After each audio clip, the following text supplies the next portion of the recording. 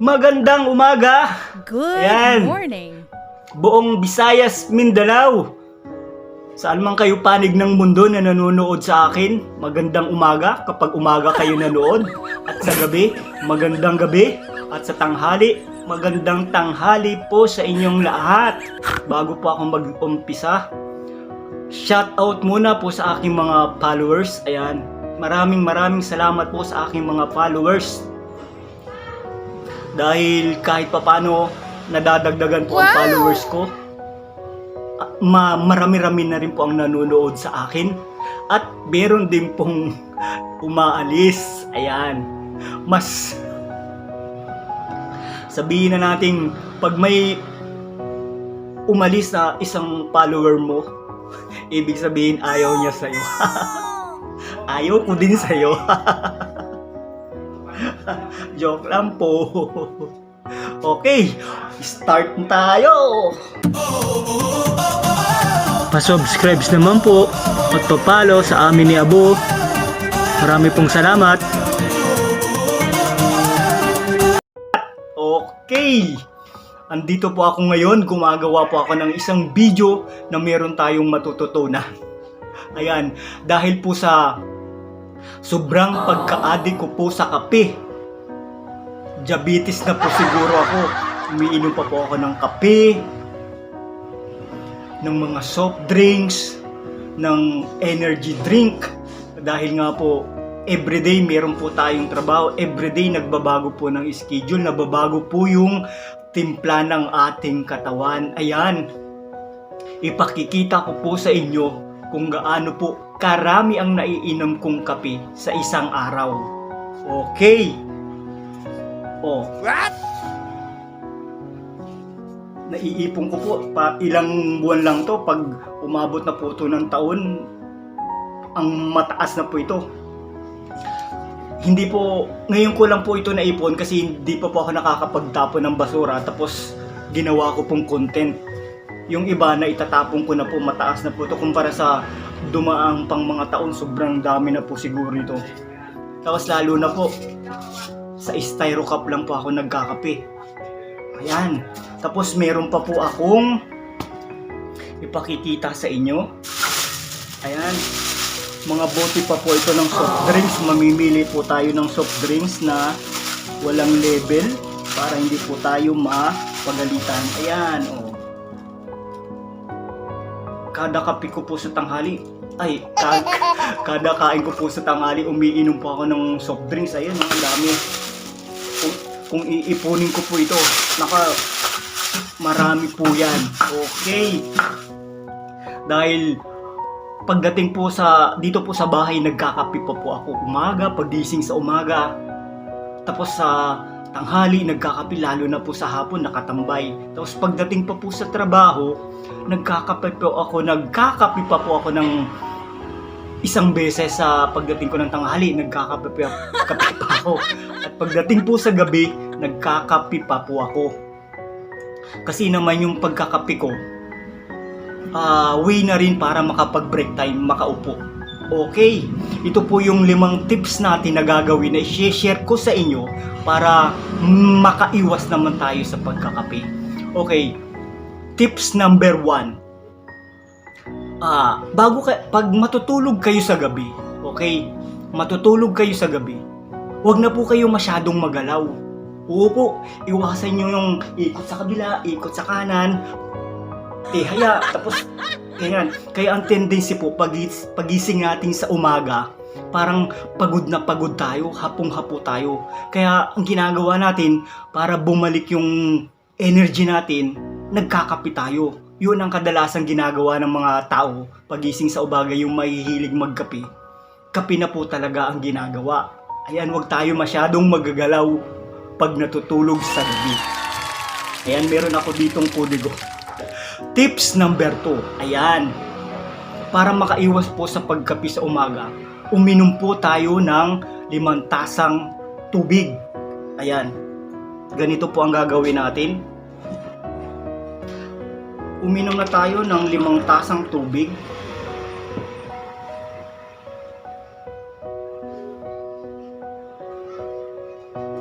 Ayan, Ayan, pagising po sa umaga yan. Maganda rin po sa katawan ng tubig sa umaga. Ayan, pangalawa.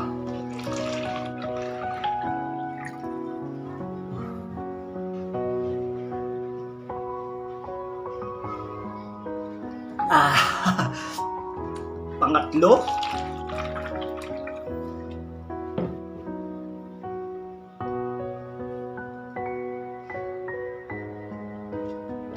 Yan.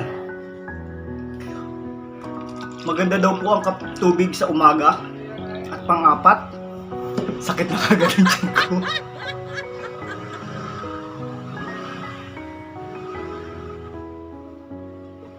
Pang-apat na po. At pang-lima,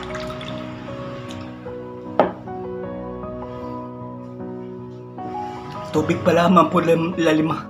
Busog na ako.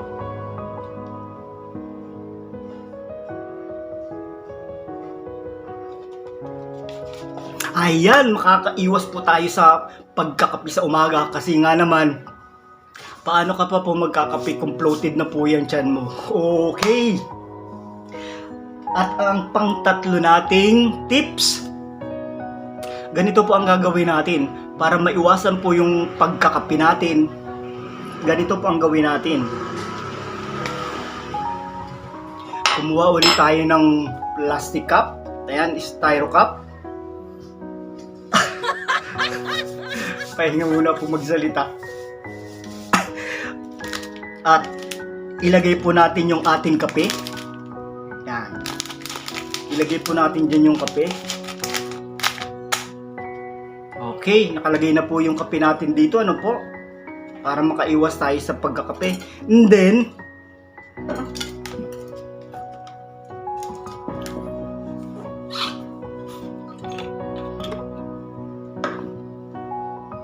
buhusan na po natin ng mainit na tubig yung ating kape na 3-in-1. Ayan. Na 3-in-1 coffee. Ano po? Tapos, halu-haluin po natin siya. Lumalabas. Lumalabas ang ating kape. Ayan, halu-haluin po natin siya. And then, 3-in-1 po yan. Meron na siyang sugar. Meron na siyang coffee. Aray ko napasok. Ayan.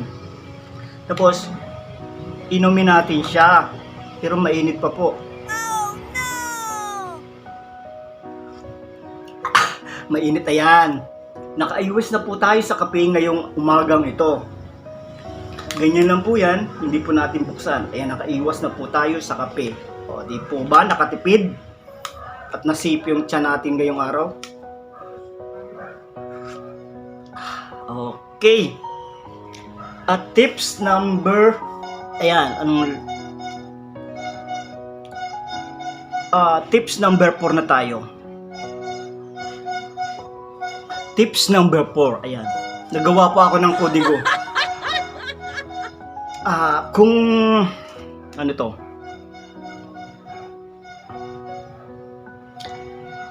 Ayun. Mag-isip daw tayo ng paraan kung paano tayo makakaiwas sa caffeine ngayong araw na ito. Marami po tayong mga nabibili sa drugstore ng mga tea or tsaa na nababagay sa ating inumin. Kung tayo po ay high blood, kung tayo po ay diabetes, meron pong nabibili na para po sa less sugar at para po sa high blood. Pasensya po, nabusog sa tubig.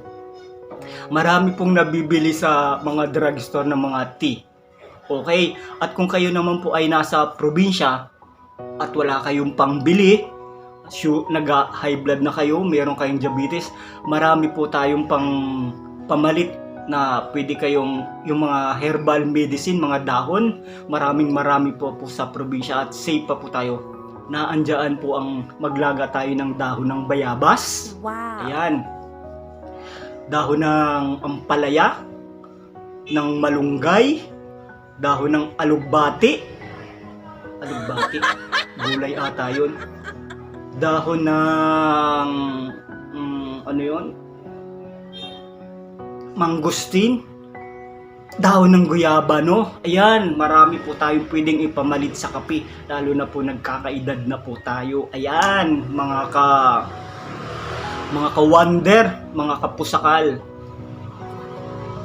Ayan, maraming salamat po. At saka ito na ang pinakalas natin, ang tips number 5. Wow. Talagang pinaka the best na dapat nating gawin. Ayan, ito po yung pinaka powerful, pinaka high na sa lahat. Oo, yung para mahinto na yung sa pagkakape natin, wala nang balikan. Ayan, upo, makakaiwas talaga tayo sa pagkakape. Ang gawin po natin sa umaga, wag na tayong gumising sa umaga para po tayong makatipid sa pagkakape. Ayan. And then, the following day, sumunod na araw, 1, 2, 3, makakaipon po kayo ng maraming kape. Marami pong makikikape sa bahay ninyo. Ayan, magdadatingan po yung mga kamag-anak natin na mahilig uminom ng kape. Wala na pong balikan yan. Okay, salamat. At isa pa pong tips po para po sa mga mahilig uminom ng kape. Ito po ay naririnig ko lang po sa matatanda sa probinsya namin. Ito po. Sa Bicol, yung mga pag nag-uumpukan po yung matatanda, yung mga nanay, yung mga tatay, ang sabi nila, kapag ang lalaki daw mahilig uminom ng kape, maliit daw po si Manoy. Ayan, yan lang po ang naririnig kong kwentuhan ng matatanda sa probinsya namin. At ang kapag babae naman daw po ay mahilig uminom ng kape, ang babae daw po ay iwanin o hindi ligawin. Yan, magkaroon man ng jowa, kadalasan iniiwan, walang nag-i-stay doon sa relasyon ng mga babae kasi nga daw malamig na yung babae pagdating sa kasi iniisip ng babae magkakapit. Tapos lalo na po pag at yung babae at pag yung lalaki at yung babae nagkaroon ng relasyon, ang sabi nga, 'di ba? Lumiliit nga daw si Manoy. Naghihiwalay. Kaya wala. Babush, maraming salamat po. Huwag niyo pong pansinin yung aking mga tips. Meron naman pong mas magandang tips na binigay ko. Kaya yung pinakalas lang. Maraming salamat.